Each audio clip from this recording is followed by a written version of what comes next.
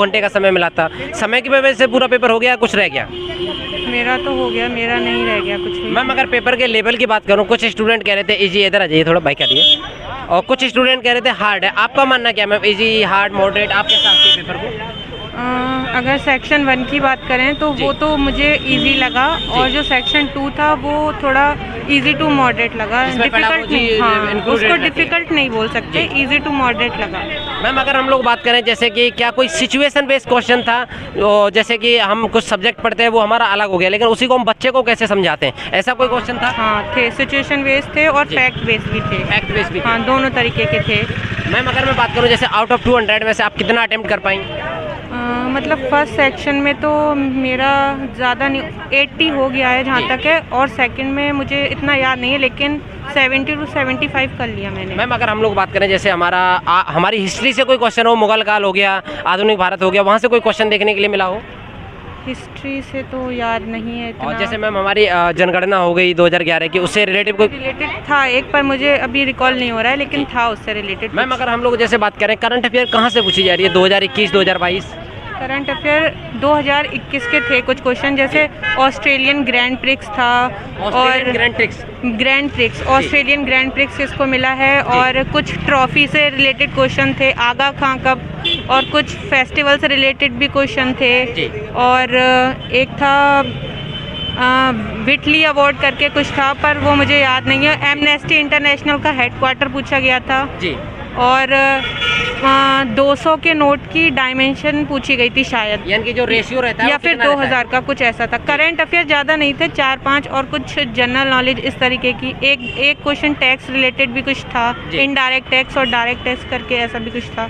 Ma'am अगर हम लोग जैसे बात करें, हम रीजनिंग की तरफ अगर नज़र डालें तो जैसे एक ब्लड रिलेशन हो जाता है, रक्त संबंध टॉपिक, एक डायरेक्शन हो जाता है। था ब्लड रिलेशन का एक क्वेश्चन था, डायरेक्शन के 2 क्वेश्चन थे, और मैम अगर जैसे क्वेश्चन का स्टैंडर्ड पता करना चाहें, एक होता है कि आसान था, इजी थे, बिल्कुल इजी थे, मेरे हिसाब से तो इजी थे। अगर आपने प्रैक्टिस कर रखी है तो फिर इजी थे उस हिसाब से। हाँ मैम जैसे कोडिंग डिकोडिंग है, सीरीज कोडिंग से, हाँ, काफ़ी क्वेश्चन आए थे, 4 to 5 कोडिंग डिकोडिंग से आए थे क्वेश्चन। मैम थोड़ा लेवल आप बता पाएँ कि? लेवल काफ़ी इजी था, अगर आपको प्लेस वैल्यू याद है तो आप कर सकते हो। नंबर सीरीज से भी एक क्वेश्चन था, नंबर सीरीज से अगर रीजनिंग में देखा जाए तो, और तो फिर इजी था। अगर प्रैक्टिस की हुई है तो फिर इजी था उस हिसाब से। पजल से भी, छोटी छोटी पजल भी 2 थी शायद। अच्छा, हाँ मैम अगर हम जैसे बात करें, सीटिंग अरेंजमेंट होता है, एक एरो में बैठाता है, एक सर्किल में हाँ, सीटिंग अरेंजमेंट था, लीनियर सीटिंग अरेंजमेंट था, लाइन में बैठा रखा था, नॉर्थ फेसिंग थी, 7 लोग थे आई थिंक। अच्छा, 7 लोग को बिठा रहा है। हाँ, इस तरीके का। फेस से रिलेटेड पूछा था, किसका फेस किधर होगा? नहीं, फेस नहीं, पोजीशन पूछी थी। हाँ, उस पे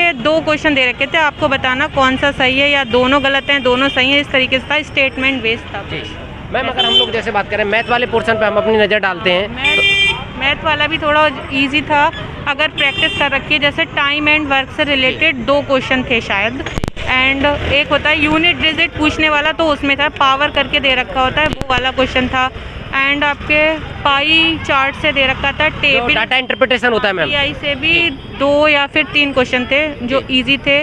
कुछ विंड डायग्राम से भी पूछे गए थे 1-2 क्वेश्चन, तो फिर और कुछ टाइम एंड डिस्टेंस से भी थे, मेंसुरेशन के भी 1-2 टॉपिक थे, तो फिर अगर प्रैक्टिस करिए तो फिर इजी था। परसेंटेज से भी थे 1-2 क्वेश्चन। मैम क्या जैसे कुछ स्टूडेंट की ये क्वेरी आ रही थी कि जैसे हम लोगों ने 14 अटेम्प्ट किए फर्स्ट पार्ट के फर्स्ट सेक्शन में, तो उसके बाद में जैसे हम डायरेक्ट सेकंड पार्ट पे जाने के बाद में क्या किसी क्वेश्चन को दोबारा से री अटेम्प्ट कर सकते हैं? नहीं कर सकते? नहीं, अगर आपने सबमिट कर दिया है तो आप नहीं कर पाओगे री अटेम्प्ट। अच्छा मैम, जैसे सबमिट करने का क्या? अगर आपने 14 अटेम्प्ट करे हैं तो फिर मतलब एक तरीके से आपका क्वालिफाई नहीं हो पाया, क्योंकि आपको अगर जनरल कैंडिडेट हो आप, तो आपको 40% मार्क्स तो चाहिए ही। अच्छा मैम, इसमें सेक्शनल कट ऑफ भी जाती है? हाँ, मतलब 40% तो मार्क्स होना चाहिए हर सेक्शन, नहीं पार्ट ए और पार्ट बी में आपको 40% तो चाहिए ही, अगर आप जनरल और ओबीसी से हो तो।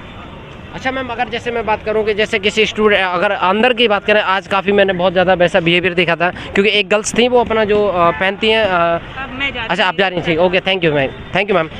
तो आप लोग देख सकते हैं ये 3rd शिफ्ट का रिव्यू था, जो कि हमने स्टूडेंट्स से डायरेक्टली जाना कैसा लेवल है, किस टॉपिक से कितने क्वेश्चन पूछे जा रहे हैं, और थोड़ा सा स्टूडेंट्स से हम लोग जानेंगे। आप लोगों की क्वेरी बहुत ज़्यादा आती है, आप लोगों की क्वारी बहुत ज़्यादा आती है तो सर क्वेश्चन पूछा कीजिए। मैं जितना कोशिश होता है स्टूडेंटों से क्वेश्चन निकलवाने की कोशिश करता हूँ, लेकिन उनको याद आता है तभी वो बता पाते हैं, अदरवाइज उनको याद नहीं आता तो वो नहीं बता पाते हैं कि कौन सा क्वेश्चन कहाँ से पूछा जा रहा है। तो बाकी आप लोग कमेंट करके बताइएगा आप लोगों को रिव्यू कैसा लगा, और हम लोग रिव्यू लेने की कोशिश करेंगे और जानेंगे स्टूडेंट से कि कैसा लेवल आ रहा है, कितनी की आंसर की कब तक आंसर की आएगी और कितनी कटअप रह सकती है। तो बहुत सारी चीज़ें हम लोग जान के पता करेंगे, और आप लोग कमेंट करके बताइएगा कि आप और क्या इसमें प्लस ऐड करना चाहते हैं कि सर ये चीज़ ज़रूर पूछना चाहिए आपको, तो हम लोग वो भी अपने रिव्यू में ऐड करेंगे। चलिए, जय हिंद, जय भारत।